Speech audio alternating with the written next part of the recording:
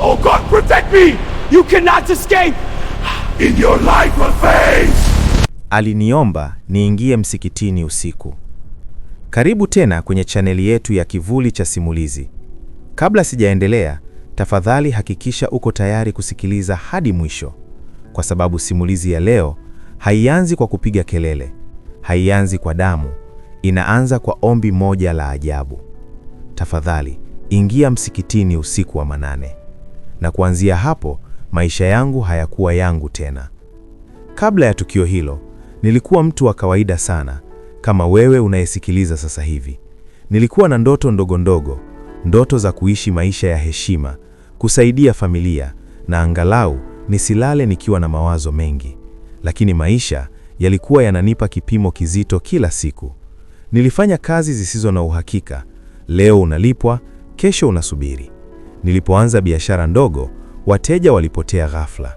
Nilipojaribu kazi mpya, mlango ulifungwa kabla sijaingia. Nilianza kujiuliza swali ambalo sikuwahi kupata jibu. Je, kuna kitu kinanifuata? Kulikuwa na ishara, lakini kama binadamu wengi, nilizipuuza.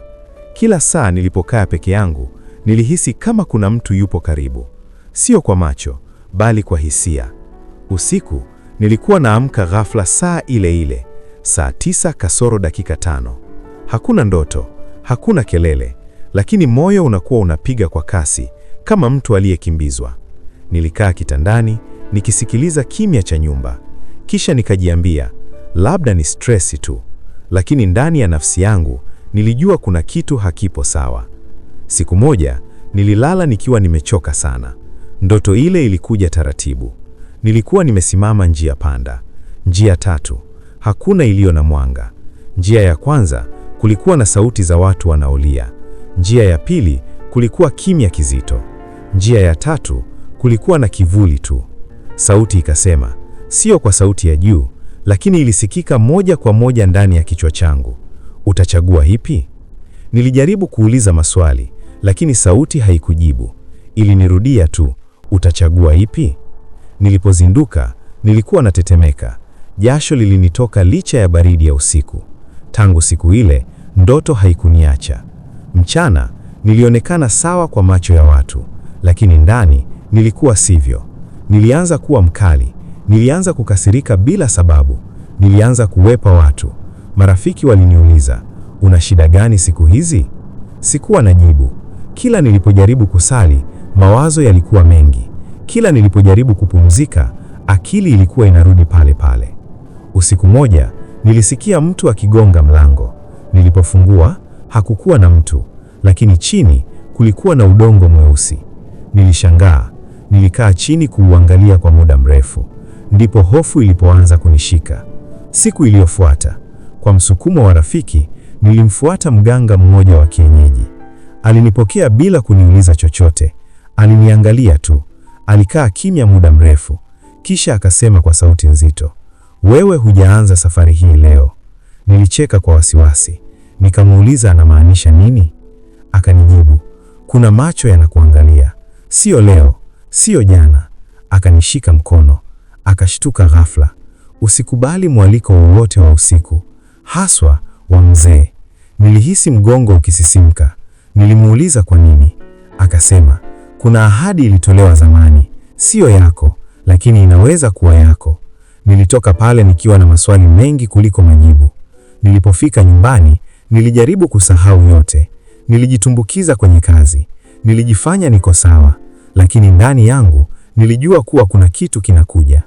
Usiku moja, nikirudi nyumbani, mtaa ulikuwa kimya kuliko kawaida. Hakuna mbwa, hakuna watu, hata taa zilionekana kufifia. Ndipo nikasikia sauti nyuma yangu, kijana. Nilisimama, moyo ukapiga kwa nguvu. Nikageuka polepole. Nilipogeuka, hakukuwa na mtu niliyemjua. Alikuwa mzee, mrefu kiasi, amevaa kanzu iliyochoka. Uso wake haukuonyesha umri halisi. Alikuwa ananiangalia kama mtu anayenijua tangu zamani. Akasema tena, usiogope. Lakini sauti yake haikunipa amani. Ilikuwa nzito, kama inatoka mbali sana. Nilimuuliza, unanitaka nini? Alitabasamu kidogo, tabasamu lisilo na furaha. Nilikuwa nakutafuta. Tulisimama pale barabarani, kimya kikawa kizito.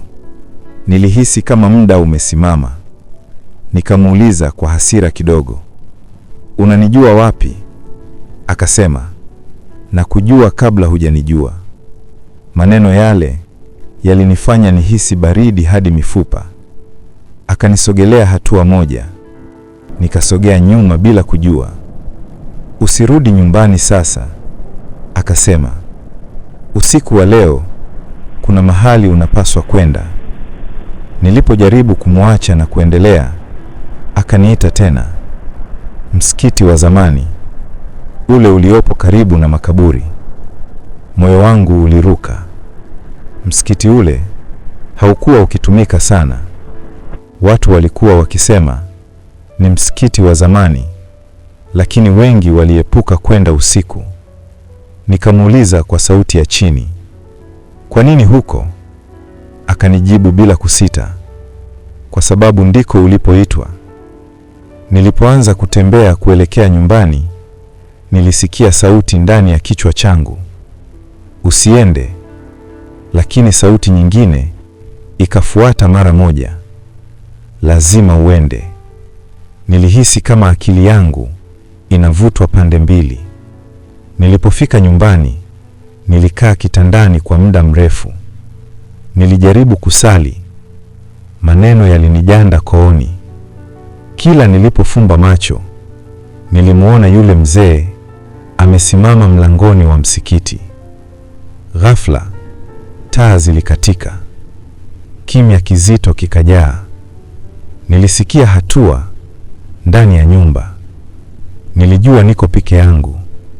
Hatua zile zilikuwa nzito, polepole, kama mtu anayejua ana muda mwingi.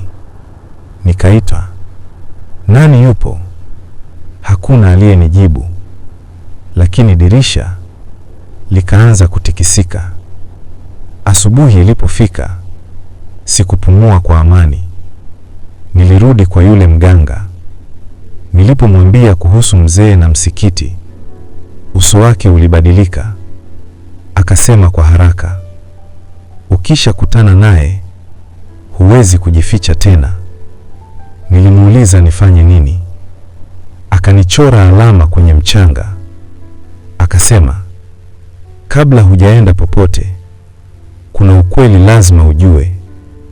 Akaniambia kwa sauti ya chini, babu yako aliwahi kuingia agano la kutafuta ulinzi, lakini halikufungwa. Nilihisi dunia ikizunguka. Agano linadai mrithi. Akasema, na jina lako ndilo linalotajwa. Nilisimama kwa ghafla. Nilitaka kukimbia, nilitaka kupinga, lakini ndani yangu nilijua kuna kitu kinanishika. Mganga akanitazama machoni. Usiku wa leo atakuita tena. Ukienda msikitini, kila kitu kitabadilika.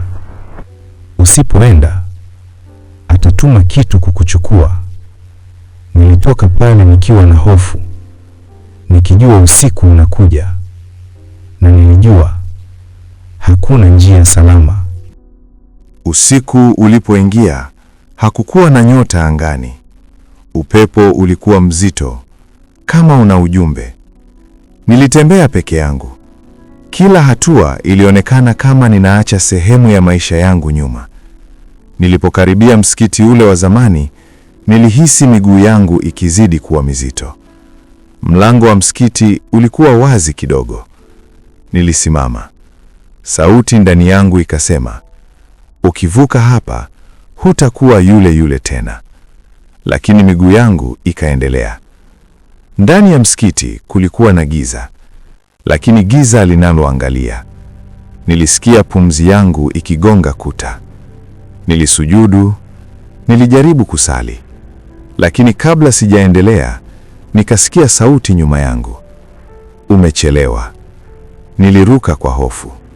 Nilipogeuka, alikuwa yule mzee, lakini safari hii uso wake haukuwa wa kibinadamu kabisa. Macho yake yalikuwa meusi tupu, hakukuwa na weupe. Alinitazama kama anayemiliki kitu chake. Akasema, umenisikia kwa muda mrefu. Nilitetemeka. Nikamuuliza kwa sauti iliyokauka, wewe ni nani? Alinyamaza kwa sekunde chache, kisha akasema, mimi ni yule uliyeitwa, lakini hukujua. Akaniketi karibu nami. Msikiti ukaanza kuwa baridi. Akasema, babu yako alipoogopa aliniita. Aliahidi damu ya ukoo wake ili nipigane kwa niaba yake. Nilihisi kichefuchefu, lakini alipokufa ahadi ikabaki wazi. Akanisogelea karibu sana. Na sasa ni zamu yako. Nilisimama kwa nguvu, nikapiga kelele, sitaki. Msikiti mzima ukatetemeka, nguzo zikatoa sauti. Akasema kwa sauti nzito, hakuna anayekataa bila kulipa. Giza likaanza kunizunguka.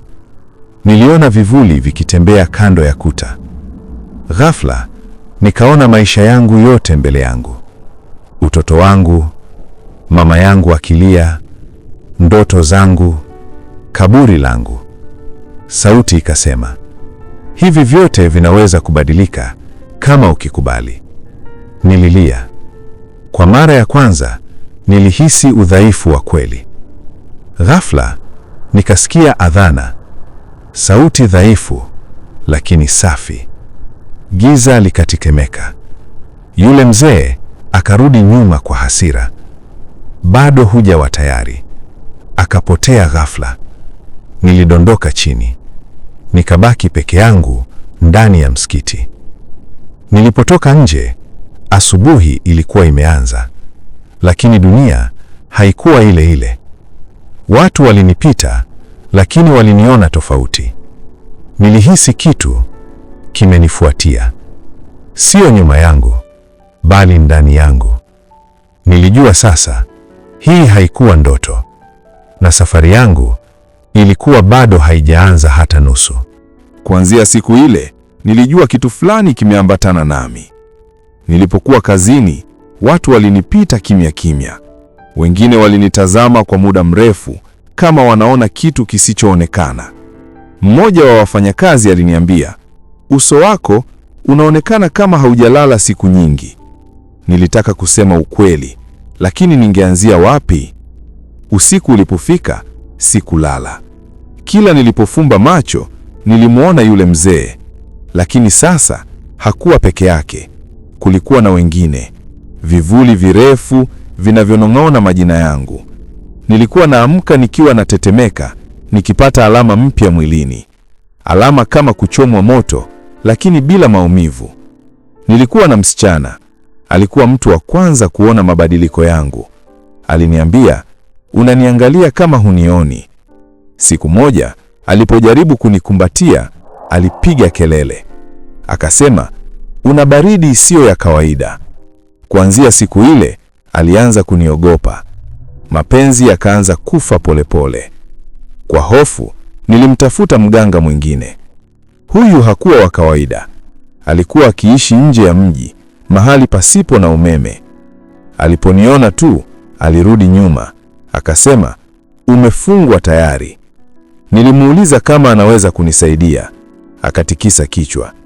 Ninaweza kukuchelewesha, lakini si kukuokoa. Nilijaribu kuondoka mjini.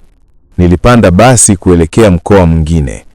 Lakini kila tulipofika kituo, niliona ishara. Yule mzee akivuka barabara, sauti ikiniita, ndoto nikiwa macho. Basi liliharibika njiani. Dereva akasema, hatuendelei leo. Nilijua sio ajali. Usiku mmoja nilikuwa chumbani, sikuwasha taa. Ghafla nikasikia sauti ikisema, unaweza kukimbia wapi? Nililia, nilipiga magoti, nilisema kwa sauti ya kukata tamaa, nisaidieni. Kimya. Kisha sauti nyingine nyepesi lakini thabiti.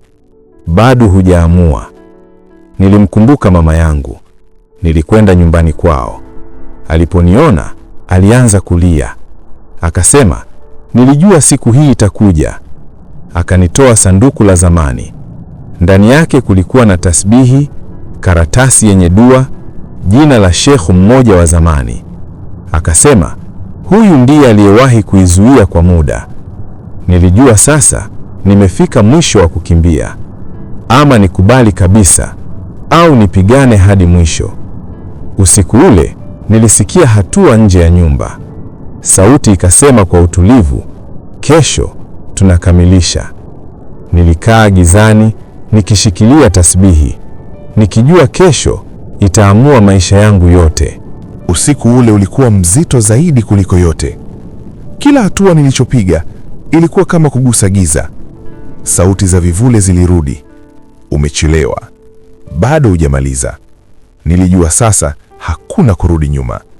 Nilishikilia tasbihi ya mama yangu nikijua ndiyo silaha yangu pekee. Nikapita kwenye mtaa wa kale. Yule mzee alisimama pale. Uso wake sasa haukuwa wa kibinadamu kabisa. Hakuna macho, hakuna nyuso, lakini nilihisi anaona kila kitu ndani yangu. Hii ndiyo mwisho, alinasema kwa sauti yenye nguvu. Nilijua kwa mara ya kwanza hatari ni kubwa kuliko nilivyotarajia. Nilikuwa nikisogea karibu naye, kila hatua ilikuwa imejaa hofu. Sauti ndani ya kichwa changu ikasema, sasa chagua, kukubali au kupigana. Nilijua babu yangu aliwahi kufanya agano, lakini hakuwahi kufunga mwisho wake. Ukikubali utapona, lakini lazima ulipe bei ya moyo wako, mzee alisema. Giza likakatika mara moja. Nilipiga hatua nikijua haya si ndoto tena. Nilisoma tasbihi, nikisoma dua zote za baba na mama. Vivuli vilianza kukwaza, vikiingia ndani ya chumba changu. Miguu yangu ikaacha kuwa mizito. Mioyo ya wanyama wa giza yalianza kunizunguka, lakini kila nitakapoangalia tasbihi, mwanga mdogo ulitokea. Giza lilikimbia, lakini haraka lilirudi. Kila sauti ya kifo, kila miguu inayonong'ona, ila kama ilinivuta zaidi kwenye mwanga. Ghafla nikasikia sauti ya mzee, lakini kali zaidi. Hakika huyu ni mrithi, lakini hatimaye huwezi kuokoa kila mtu. Nilijua sasa, kila hatua niliyoipiga, kila hofu niliyoikabiliana nayo, yote ilikuwa ni mafundo ya mafumbo ya familia yangu. Nikapiga dua kali kwa nguvu. Mwanga ukaanza kuenea. Ndoto zangu, familia yangu, mapenzi yaliyokuwa yameharibika, uhalisia wa msikiti, waganga waliokuwa hawana nguvu, yote yakawa wazi. Sasa nilijua giza linaweza kushinda, lakini mwanga unapoendelea hatimaye linafanikiwa. Niliposogea mbele, yule mzee alionekana anakwenda nyuma. Hakusema tena lolote. Nililia kimya, lakini kwa mara ya kwanza nilihisi amani. Si kamili, lakini hakutosha kuishi. Nafasi ya usiku, hali ya hofu na kila alama ya mkono zilikuwa zimedumu ndani yangu kama kengele ya onyo. Asubuhi ilipofika, nilikuwa peke yangu nyumbani, lakini sasa nilijua jinsi ya kusema hapana kwa hofu. Mwanga wa kwanza wa siku ulikuwa mkali sana, ukitua ndani ya chumba changu. Nilijua sasa, sio kila mwaliko wa giza ni wa binadamu. Si kila nyumba ni salama, lakini kila mmoja ana nafasi ya kupigana, kupona na kujifunza. Hapo ndipo simulizi yetu inafika mwisho. Kama simulizi hii inakufanya ufikirie, usiku wa manane, mwisho wa kila agano, giza na mwanga ndani yako, bonyeza sasa like kama simulizi imekushika. Comment unachofikiria kingetokea kama ulikuwa sehemu ya mhusika. Subscribe kwenye Kivuli cha Simulizi, kwa sababu giza linaendelea kujaza, lakini mwanga unaendelea kushinda. Naitwa Jaden Fredi wa Kivuli cha Simulizi.